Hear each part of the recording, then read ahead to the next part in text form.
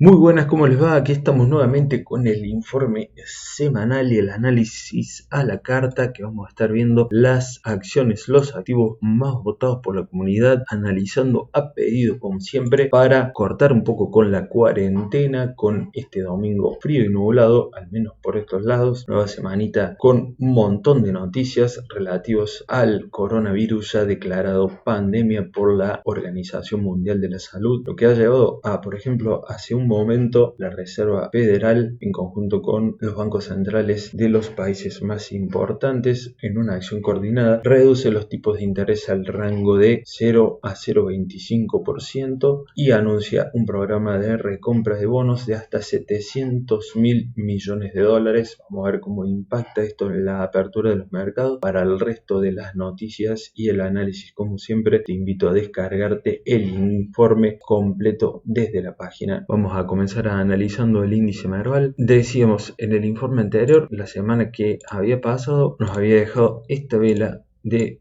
debilidad al alza, rechazando la zona de resistencia que teníamos marcada por este rectángulo, lo cual nos avisoraba que podía continuar el sendero bajista, el principal índice de nuestro mercado, y así fue como sucedió, vulnerando todos los soportes planteados y llegando a reconocer como soporte dinámico la anterior línea de tendencia bajista, que aquí la reconoce como soporte dinámico y aquí nuevamente en dos ocasiones. Así que la tarea para el índice Merval es desde aquí dar un rebote para recuperar en primera instancia los 30.500 y luego ir a la carga por la zona de 33.000 y esta línea de aceleración bajista que se erigiría como la siguiente zona de resistencia para poder pensar en una recuperación mayor. En caso de continuar a la baja, vamos a tener como soportes la zona de los 27.000 y si vulnera este soporte dinámico, lo más probable es que vayamos a visitar los mínimos del año pasado en la zona de los 22.600 puntos. Así que soporte clave para el índice Merval, es fundamental que tengamos un rebote desde este nivel para no ver mayores caídas en las acciones argentinas. Pasamos a analizar al índice Merval en dólares CCL, calculado con la acción del Banco Galicia, como hacemos siempre, marcó un nuevo mínimo con respecto al mínimo de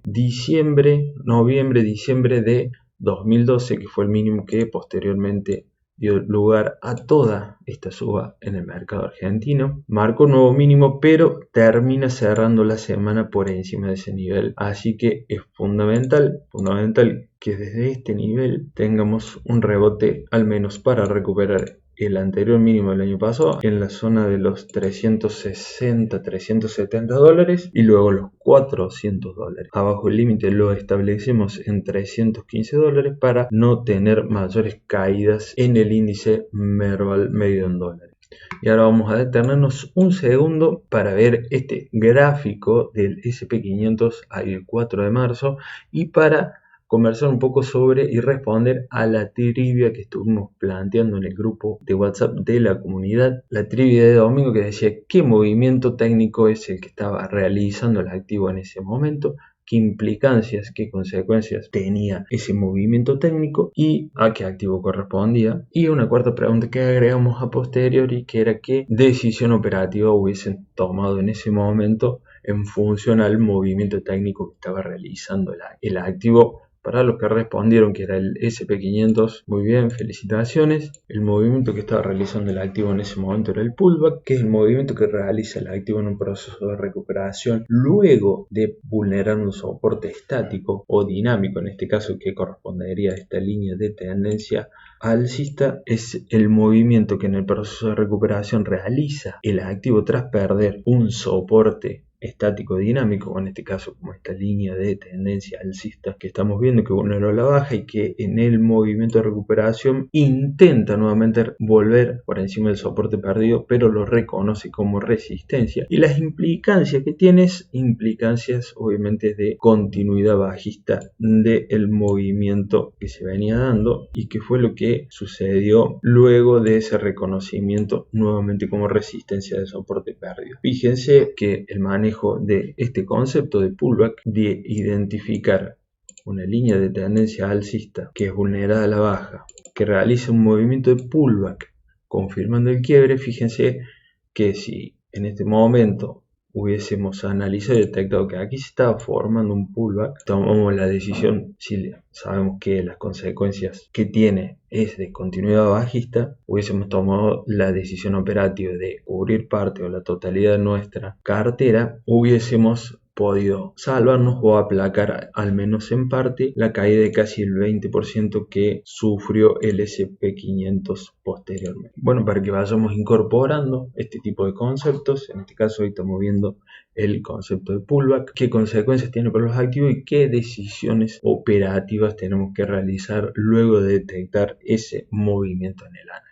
Ahora sí vamos a empezar a analizar las acciones más votadas por la comunidad. En primer lugar nos encontramos analizando a Central Puerto, que en la anterior ocasión que lo habíamos analizado teníamos esta línea de tendencia bajista confirmada y a su vez que tenía que superar la resistencia estática que nos marcaba este rectángulo en la zona de los 28 pesos. No lo pudo realizar y continuó el movimiento bajista, incluso vulnerando el 61.8 de Fibonacci como soporte relevante, y nos encontramos en este momento en el POC de volumen, el precio al cual se realizaron mayor cantidad de operaciones correspondientes a este movimiento. Así que la clave aquí pasa por, con el límite en 20 pesos, intentar dar un rebote hasta la zona de los 25 y ahí nos encontraremos con este soporte perdido y a su vez la línea de tendencia bajista. Sería el punto a superar para poder tener chances de una continuidad alcista hasta 28 y luego de superar los 28 hasta 32, y abajo controlamos la zona de los 20 pesos como límite para no volver hasta 16, que fue el mínimo del año pasado. Vamos a continuar analizando a YPF. En este caso tenemos a la Petrolera Nacional, la cotizante local, que también está analizada en el informe semanal, que como siempre te invito y te recuerdo que descargues. Ya se viene la perla de la semana, como siempre. Tenemos que YPF perdió esta línea de tendencia alcista iniciada a principios de 2016, línea de tendencia confirmada, fue vulnerada a la baja en la semana que pasó, gran volumen de operaciones tuvimos aquí y frena en el soporte de 370-380 dólares. Desde aquí tiene la tarea de recuperar en compresión diaria, cerrar primero el gap en la zona de 438, 460 y luego enfrentarse nuevamente con la línea de tendencia alcista que veíamos, que fíjense aquí también realiza como en el S&P 500 un movimiento de pullback reconociéndola como resistencia y que da lugar a la posterior caída. Fíjense que lo realiza en este día de suba que tuvo un incremento del activo de un 12,43%, pero fíjense la mecha que deja reconociéndola como resistencia dinámica y confirmando el quiebre de ese soporte dinámico mencionado. Así que repasamos. Primero recuperar y cerrar este gap en la zona de 438, 466 y luego recuperar la línea de tendencia alcista vulnerable a la baja y cerrar este gap que tiene en la zona de 550, 600 pesos. Hacia abajo controlar en primera instancia el soporte 370, 380 para no ir hasta la zona de los 330 y si no hasta el POC de volumen de todo este movimiento, que se encuentra en 282 pesos. Vamos a continuar analizando Galicia ADR. Fíjense aquí esta línea de tendencia bajista como fue lapidaria para este activo. Y decíamos en el informe pasado que hasta tanto el activo no volviera por encima de los 14 dólares no veíamos chance de una recuperación. También la semana anterior había perdido esta línea de tendencia, la había vulnerado, volvió por encima, lo vuelve a perder. Y en este movimiento que realiza, ¿qué sucede en este movimiento?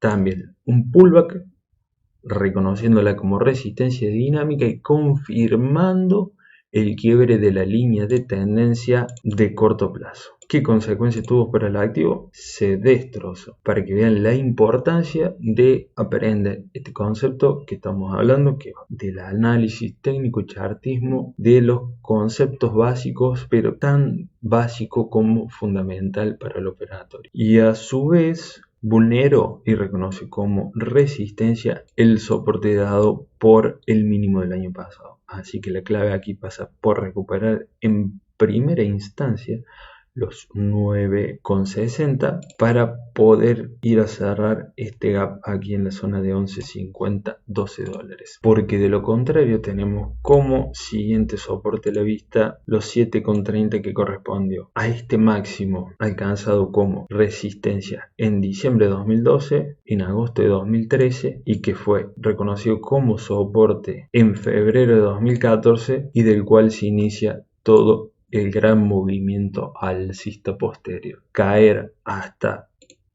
ese nivel de soporte planteado implicaría un retroceso adicional en el activo de un 21,17%. Así que atención aquí, la Alicia de recuperar inmediatamente y rápidamente los 9,50, 9,60. Y ahora sí vamos a pasar a analizar la perla de la semana, que en esta ocasión se trata de Zoom Video y Comunicaciones, esta empresa que ha desarrollado la plataforma de videoconferencia muy utilizada y que ha tenido un boom para el caso del home office, muy utilizado y aplicado método de trabajo para la situación actual que estamos viviendo de pandemia, donde hay una cuarentena casi generalizada en todo el mundo. En este activo observamos que está reconociendo como soporte este anterior máximo posterior a la salida de la bolsa, lo está reconociendo actualmente como soporte y a su vez reconociendo esta línea de tendencia alcista. La clave aquí pasa por mantener la zona de 100, 105